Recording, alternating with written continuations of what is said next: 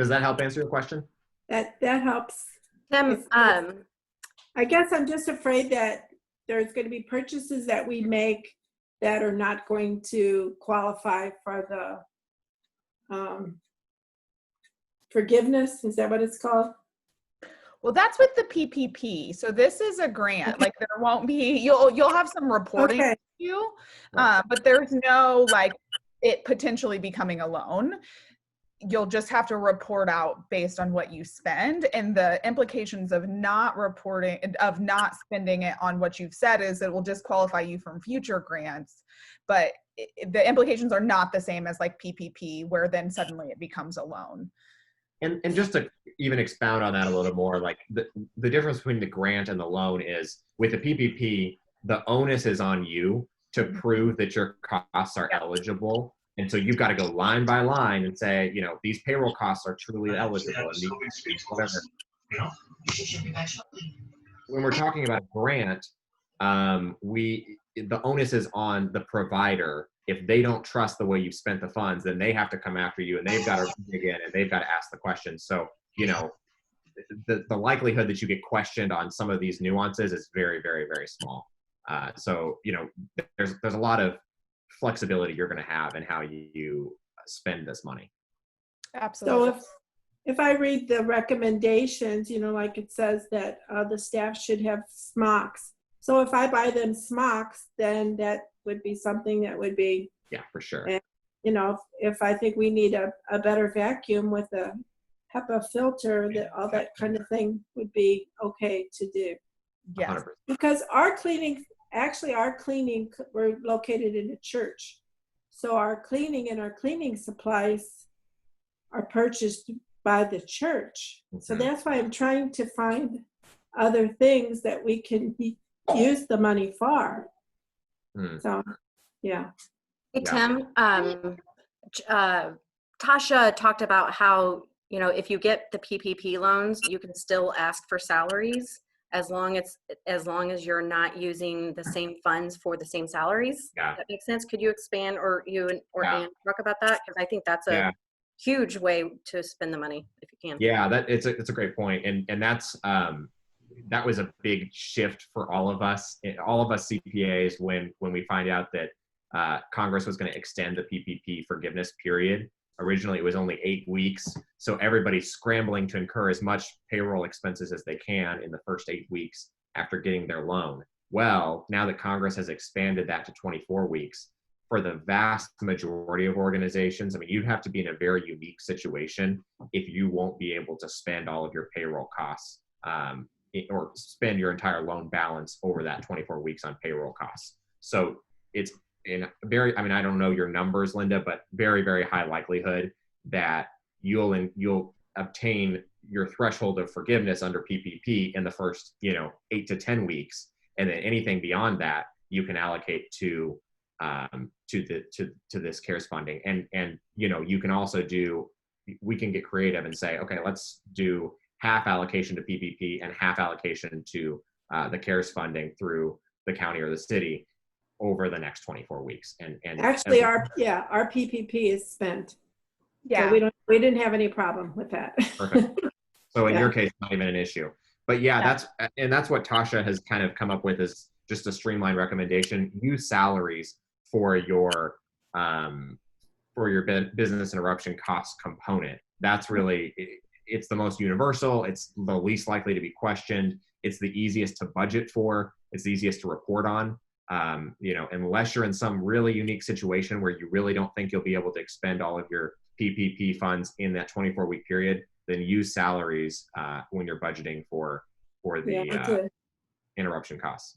I did do that, and at first I considered not trying to get the whole amount underneath the reopening cost, but then I thought, well, if there's other things I can use it for besides cleaning products, I need some ideas here, guys. So okay. And that's where sorry, go ahead. No, go ahead, Ann. Yeah, I was just gonna say, I would think any of the things that you have mentioned are gonna qualify. And I mean, the other thing that's true is, like, the county wants childcare providers to have these funds too. So, we just need to get them the numbers, and any of the things that you mentioned, will certainly qualify for that. And to Tim's point, they have to prove that you didn't spend it in the way that you said that you did, as opposed to the other way. So I would say just keep your categories broad. Go ahead and categorize, but keep them broad. And any of those things that you've mentioned will be qualifying costs. And you'll come up between now and December, you'll find plenty of ways to spend that money. Usually that's not a problem. And then just save all the receipts and make the reports. Yeah, Okay. absolutely. Linda and everyone else that's listening, the link that I put on here for the technical assistance packet, I don't know if I'll link it again, but this has some clear examples of how to track your expenses, and so that you can report it, have easy reporting time when it comes. It's a really big document that has technical information on all aspects, but there is a spreadsheet in there as well. Also, if you're on the call and haven't looked at this document, it's big, but like definitely, I mean, Tasha put together some like standard language that you can literally just grab and put right in to answer some of the questions. So it's going to be a really, really, really, I wish that any grant I wrote had this much advice. There's going to be some really great pieces that are sort of just ready for you to use. It truly could not be easier. Except for getting that certificate of good standing. Yeah. That we can't do anything about. Yeah. Until Veronica discloses her point person. I give you the name if you call me. We had that same problem with it just loading, but we did finally get through and get ours. Good. So yeah.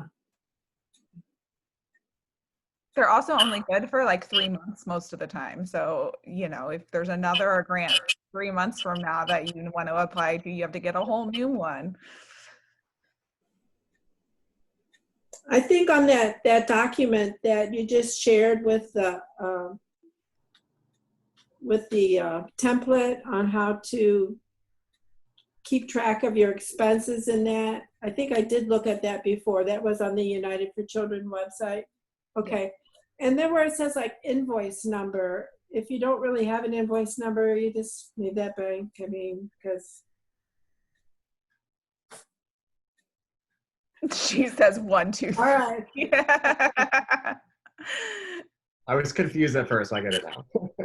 Okay.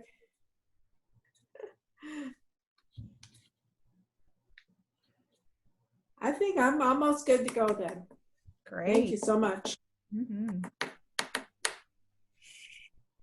Is anyone else running into issues or feeling overwhelmed with the process?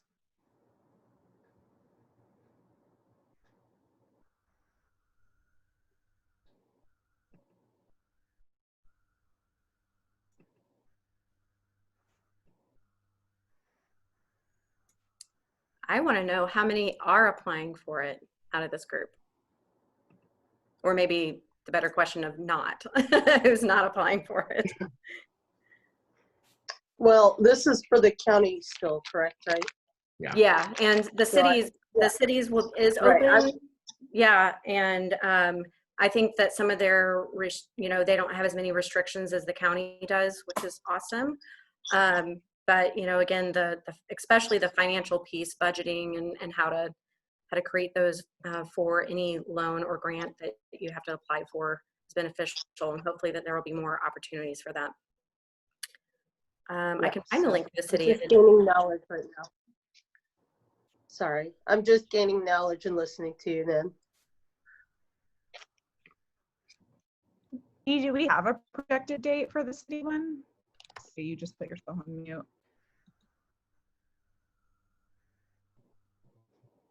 Dee, you're on mute. Won't let me unmute. Elise is fighting with me, I think. I saw the information that it was coming out. I'm looking at it for now, and once I find it, I'll post it here if you guys want to just keep talking amongst yourselves. Perfect.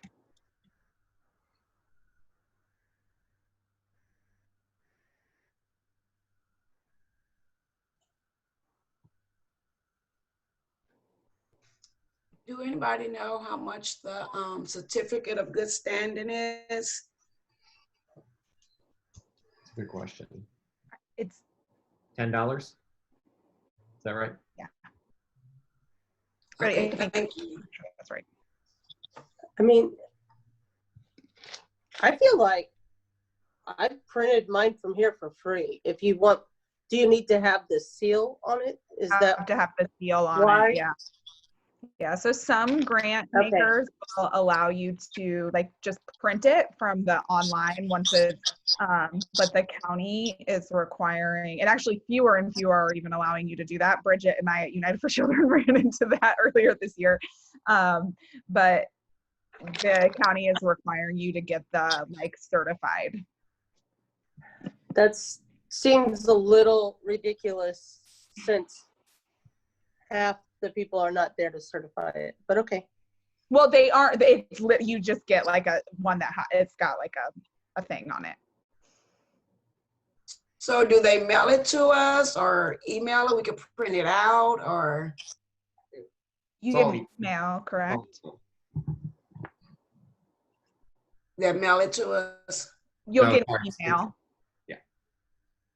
Okay, thank you. We got ours in an email. Yeah. Yeah.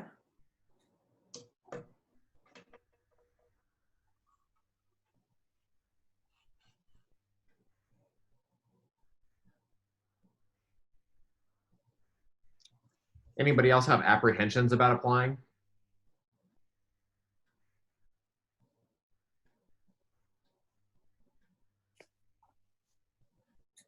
You guys made it much easier. I was pretty scared about punching that button, but I'll look over it about 10 more times and then I'll do it. Yeah, I will say, I mean, somebody at the county needs to figure out a better, less intimidating process. I think anybody that didn't have all these resources would be pretty deterred from even attempting to apply because they don't make it easy. They don't make it look easy, that's for sure. I was gonna say it actually looks more difficult, I think, than it Yeah. is. It truly isn't that bad, but it looks very intimidating, no doubt. Well, the good thing was that it was saved. So when you went back, you didn't have to start all over again, like some of them. So Yeah. that's good. I helped a program today troubleshoot just the technical side of utilizing the SurveyMonkey for the application. Has anybody else had any challenges with that?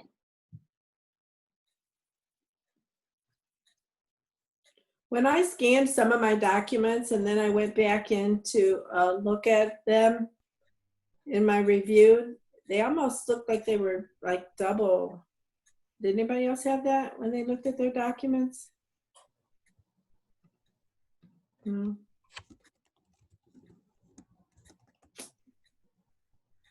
They looked a little I fuzzy. haven't checked them. I haven't checked them, so I probably should review them to see.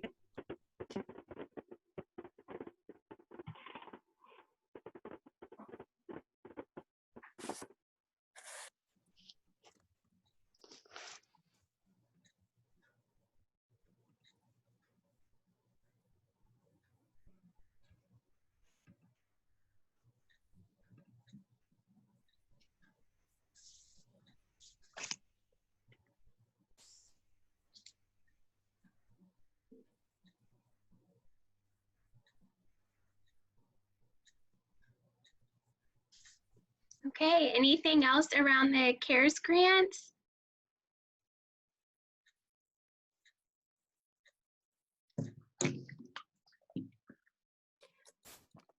So far what I'm finding is maybe not the child care relief fund in the St. Louis city, but it's the economic development for small businesses in the city that's opening up. So I'm finding that, again, I'll keep researching. I may have just had them too confused, and we'll definitely include it in our notes when we reply back.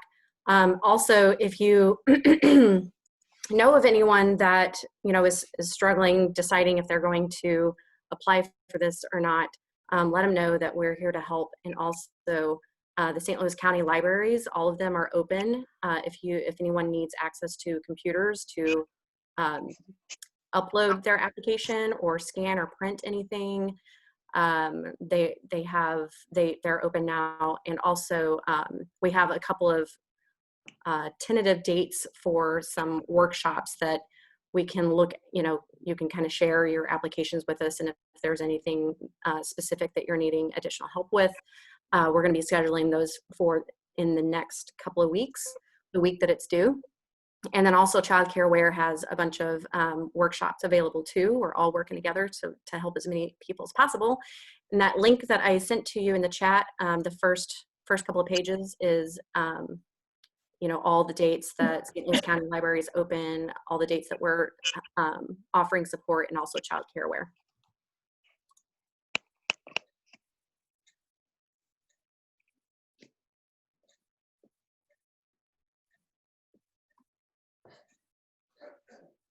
All right, if we have no more questions about that, we can move on to purely early childhood stuff. And I will make sure to have all of the questions and everything that we asked today in our notes. And everybody, please just say thank you or give a thumbs up to Anne and Tim for giving their time to us. Thank you so much. Thank you. Thank you, guys. Thank you. Thank you, guys.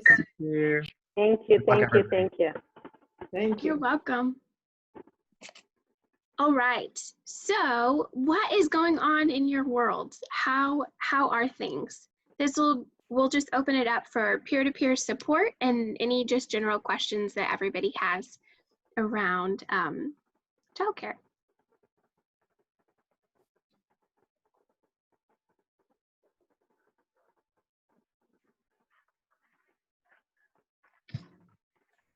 I don't ever have a problem talking.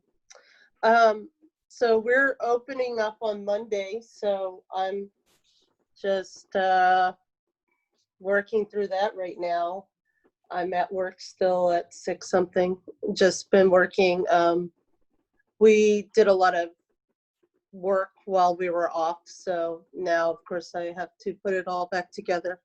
We got our floors buffed, waxed, and painted, and got rid of all kinds of, half broken toys and all of that stuff. So, and just trying to, make it so it's a lot less stuff to have to clean. So we're putting a lot of things away. And then we're also going through licensing right now. So I'm just a little stressed, that's all. Not anything more than normal. Not pandemic stress. That's all gone, so. I don't have any problem talking either, you know that. We opened last week. We had planned on 2 groups, the older group 10 and the younger group 8.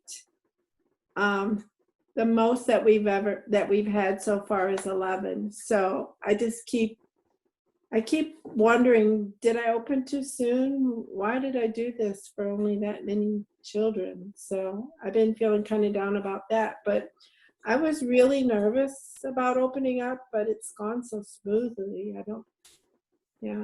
So I hope yours does too. Can I ask, oh, I'm sorry. Can I ask, how are your teachers feeling with going back or with planning on going back in just a few days? Were they comfortable? Did you have to give them pep talks? Like, how are they handling it? I'll go first. Or I guess, Linda, do you want to go first since you're open? Well, they're all glad to be back, but they're all feeling kind of guilty because there's not that many kids there, and they're just like cleaning. And the kids are doing great because they have so much attention. They're just thriving in the really small groups. But we had 4 families who at the very last minute, they just changed their mind. They just said it was just too soon for them. So I just hope that we can keep on going here without going broke. Yeah. Yeah. So we are only taking so I have a board, which is really nice most of the time. And they decided that they, they didn't want more than a third of our capacity. Our capacity is 45, and we'll probably only end up having probably 13 kids. And we're doing half days with our teachers right now. We got PPP money, so we have been able to stash that since, you know, being closed and everything, and the money's for them. So we're going to pay them full time and just do half in the morning, half in the afternoon, with limited hours, so that our kids are with the same teachers, but less exposure because they're not there all day. We paid an attorney to write up a waiver for our families and staff to sign, just as a no risk to us, and kind of saying these are the things that we're going to do. So we put air purifiers throughout the entire building. We have 5 of them. We have a big space, but they cover 700 square feet. And so we've just, you know, made sure that we have more than enough of those. And we've got, we may be a little extreme, but we have school shoes. So we have Crocs for when the kids walk in. They'll get their own shoes indoors. They'll have a different shirt or smock depending on their age. We have masks with no expectations that kids will keep masks on, but we have them. All of our teachers will wear masks, and then we do have face shields, and we have school shoes for them also. We have smocks for everyone, hair nets. The hair will have to be back or in a hairnet. And, you know, just the whole, we have a person that will just be sanitizing toys. So after kids are done, we kind of walk through where they'll go, and then that bucket will go into the kitchen. We are not preparing food on site. We're getting packaged food. So we're kind of just avoiding that kind of contact. And then how our center is set up, we have 2s and pre-K on one side, and then infant toddler center. And so we're only going to take 4 infant toddlers, and those teachers will be on one side. So if one kid gets sick on the infant toddler side, then we would be able to move them to the other side while we sanitize that side and remove that child or that teacher, and the other, the same on the other side for 2s, 3s, and 4-year-olds.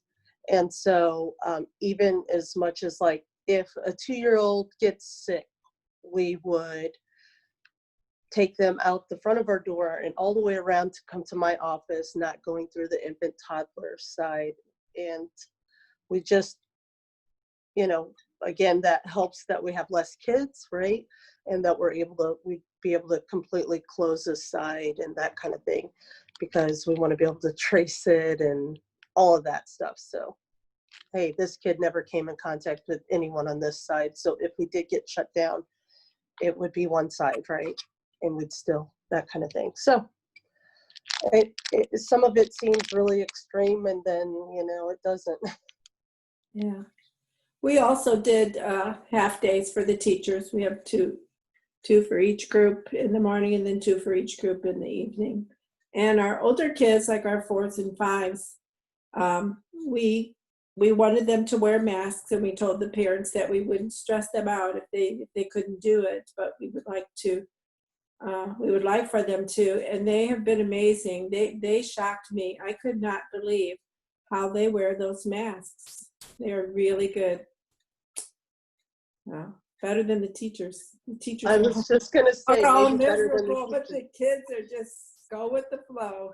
Yeah. By the way, ladies, there is a little book on autism and wearing a mask, and it's directly talks about COVID-19 and kids wearing it and why, that kind of stuff, on Teachers Pay Teachers, and it's free. It's Can you cute. put the name of it in the chat for us? Yeah. Wearing a mask, I will. Thank you. And Linda, are you having the child wear what they put a new mask on every day, or you switch through the day? How are you doing that? We have a lot of masks that were donated to us, and some of the kids are just bringing their own masks. But if they're ours, then we launder them. Okay. Yeah. I had someone make them. They turned out, I think they were less than $2 a piece is what they came out to be, because she made them. She made them with all like different characters. But then I also, because in the very beginning, you know, you couldn't buy masks. I was just buying them everywhere, and so now they're all showing up. But I got some from Old Navy, and they're super cute because they're like just tiny. But I'm Lisa from Baden Christian Child Care, for you guys that were asking. I'm in the city of St. Louis. Sorry, I didn't introduce myself. And on the conversation of masks, there are a bunch more masks that just entered the United States that we have a lot of them earmarked for early childhood. So from what I'm understanding, because of where they have to keep this stuff in one spot, I'm blanking on that word, customs. Because of customs, it's going to be about a month or 6 weeks before we're able to get them. But when we do, there will be another push for early childhood folks to be able to get them. And we're working on plans on how to make that as easy for you all as possible. So don't be surprised if as it gets closer, we reach out and ask questions on what's the easiest for you, because we want to make sure that we keep everybody supplied with masks. Are the hubs still, some of them still have PPE and cleaning supplies, and so those are still available. We're actually, the hub group is meeting next week to have a conversation about how things are going and to try to figure out a better process for tracking supplies and things like that. We're partnering with WePower and other organizations to try to make that just like a stronger program. So we are still doing it, and we are trying to make it even better.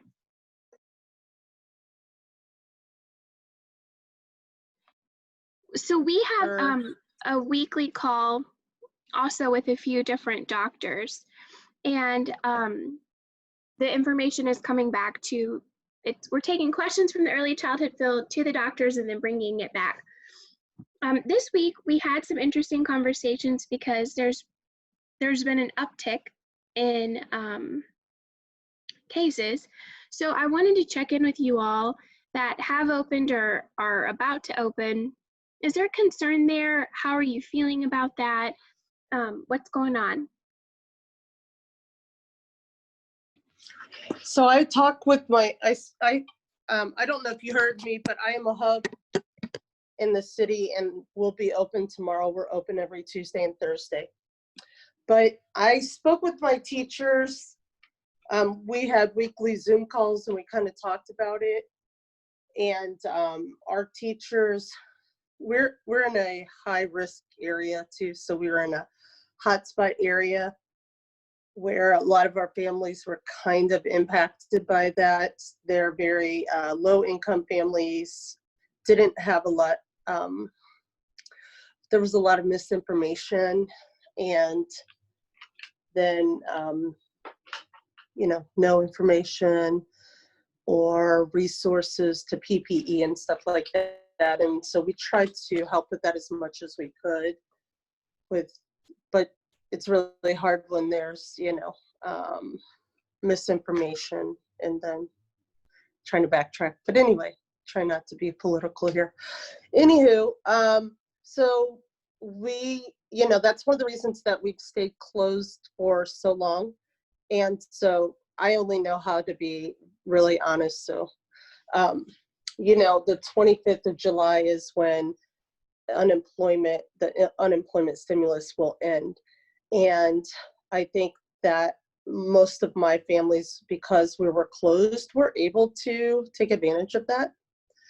And so now they're going to have to start going back to work or lose their job and things like that. So they weren't even in a hurry to get childcare. And so now we're at that point where they are ready to. And so I think even in us being closed, we're able to support them because they were able to, you know, receive more money that they obviously needed.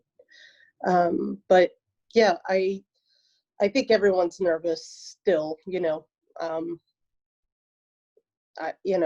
just the unknown. I think it's like anything, you know, once you start, you know, if we're following all of the guidelines and, you know, we have, like I said, air purifiers everywhere. We're putting in a washer and dryer where that we haven't had. We're, you know, masking, gloving, sanitizing, all of, you know, those kind of things. Then I think at that point, if something happens, we're just going to get it, right? Because I mean, I don't want to sound ridiculous, but we're literally doing everything. We have all the $100, you know, things, and we have little cute buttons for the kids to push to wash their hands for that amount of time, just like, you know. So my teachers, they don't seem nervous at all. I'm high risk, so I'm a little nervous, more nervous than them, but also because, you know, I'm the director, and so, you know, I'm responsible. So Thanks for sharing, Lisa. And we always appreciate honesty. That's always the best plan. So thank you for being honest and vulnerable with all of those things. Any other questions that everybody has? We only have about 11 more minutes, so I want to get to questions that you all may have.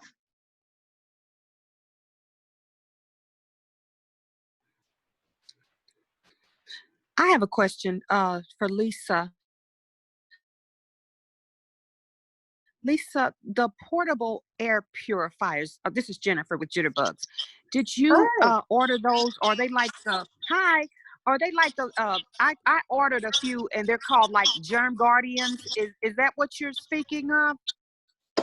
I can get the exact name, but there are, so this is where, you know, like, so I have a board of 11 people, no, 9 people, and one of them is a ECE teacher, and one is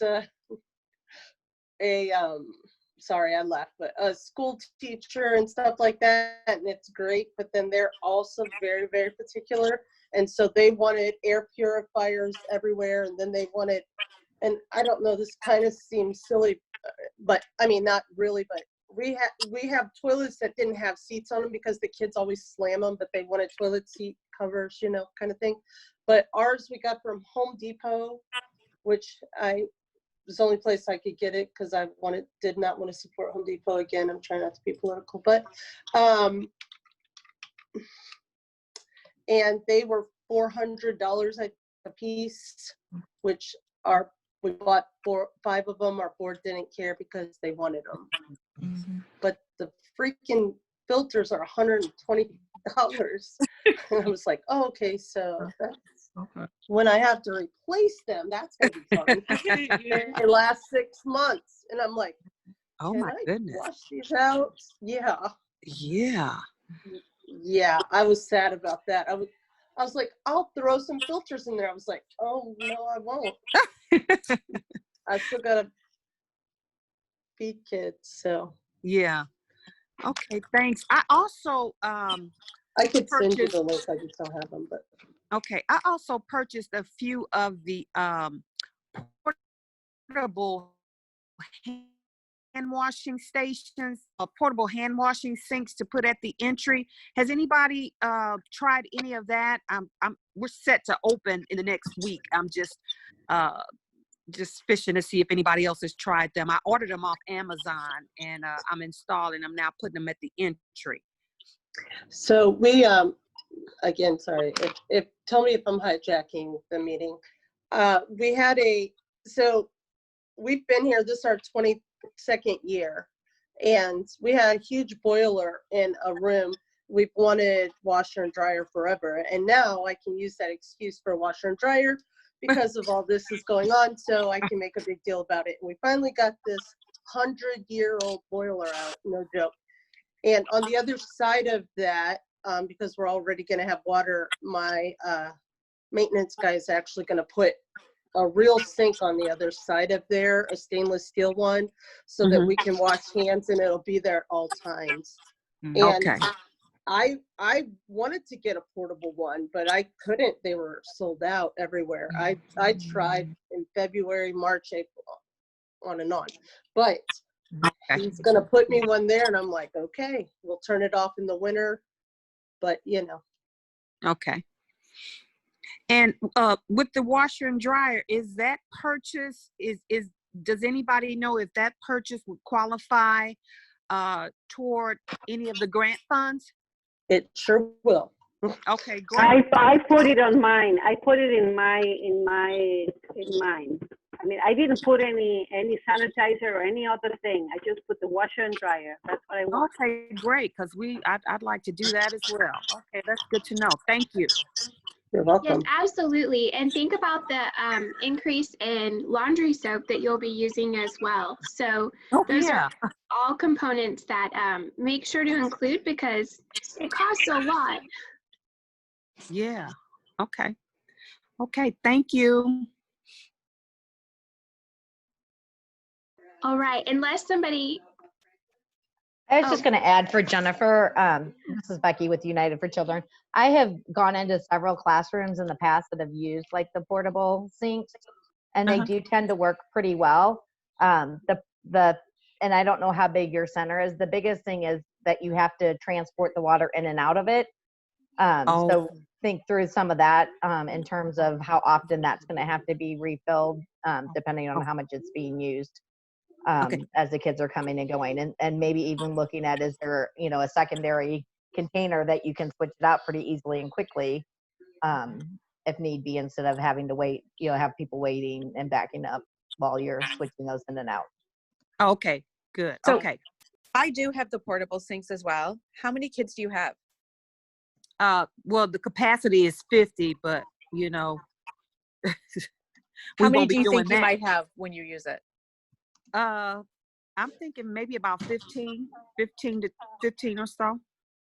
So I use, always have my secondary one ready to go so that I don't have to, it takes a long time to fill those bottles. It switches out really quickly, but you should be able to do 15 with one jug. Okay, because I bought and then you just 2. have to empty your the reserve one where the water goes. So you have to discard the discarded water. Okay. I usually dump it in the flowers outside. Okay. Okay. I was wondering what have you guys been doing about just the water, because we're not using the water fountain, and we've been having the kids bring water bottles, but I wondered if there was anybody with a better idea than that. We have water bottles for the kids. They have their names on them, and they get washed, rinse, sanitized after every use. Now, the preschoolers a lot of times would put them in their cubbies, but we're not allowing that now. We also use water bottles because we're inside and outside. We're outside a lot when we can be, and then we run them through the dishwasher.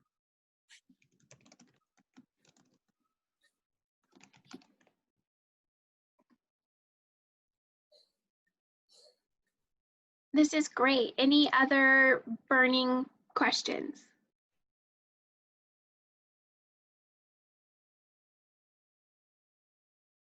Okay, then I will make sure to let you all know that we have a fantastic training coming up on July 14th that is trauma-informed strategies. And we thought that would be a fantastic addition as you're bringing kiddos and teachers and families in. We've all been through trauma. This has been a big event. And so how can you really support them as they're coming into your programs? And our fabulous Becky is going to be the one that is training on that. And so I'm going to put Becky, wave. I'm going to put the registration link in the chat. It is free. It is for clock hours. and we want to make sure that you can join in and participate in this conversation and learn a whole lot. And you're always welcome to share this information out with everybody that you know, including families. They may be interested in learning some of this and how to support their children as well. So you're always welcome to share, and please enjoy that free professional development opportunity for your clock hours. We're glad to be able to provide that, and thank you, Becky, for using your wisdom and experience to bring that to everybody. We will have, like we mentioned, next week on the 8th is currently planned as our last session to talk about the CARES grant. So if it's not helpful for you, please just bear with us. We want to get as many people applying as possible. And then as of right now, the following week, we're looking at some other opportunities. Bridget, can I put you on the spot as to an activity that we're gonna put in our notes? And you can share with them what we are hoping to bring back when it comes in just a couple of weeks. Yeah, absolutely. Thank you. So what we're trying to do is we've had a lot of conversations about, what does this look like reopening? How is drop-off going, or what does it look like bringing kids in? What does communication look like? So what we were trying to think of is, for those centers who are already open, if they could share via video would be great. Some ways that they are adapting to childcare with COVID and how it's changed, to give other providers some opportunities to think through those processes. That would be awesome. So we wanted to give you a few weeks to think about it and things that you've changed, and maybe as you're going through it, just kind of be thinking, oh, would this be helpful to our network, and being able to have the opportunity to bring that back and share it with this network. Yes, we are super excited about this and having you share out. We're hoping it'll be like early childhood TikTok that's helpful. Exactly. So that's what we're going for here in this space. So we will have the details in the notes that will come out. And then I also want to assure you that we have a training planned for August. I don't remember the date, but it 11th. is August 11th. And what's the title of it, Bridget? It is Family Connections. Family Connections. And we're wanting to make sure to include some of those things with how drop-off is different, all of that. And we're partnering with the Bell Center to be able to bring some solid professional development to you around family connections. So that's a whole lot. Thank you. We'll see you next week, and have a fantastic time until then. Lisa, did you put the book in the chat for us? I sure did. Okay, thank you. And again, it's just called Wearing a Mask for Teachers Pay Teachers. Okay, I also put hub information in there. Hi, Bridget. I haven't seen you forever. Bye. Thank you, guys.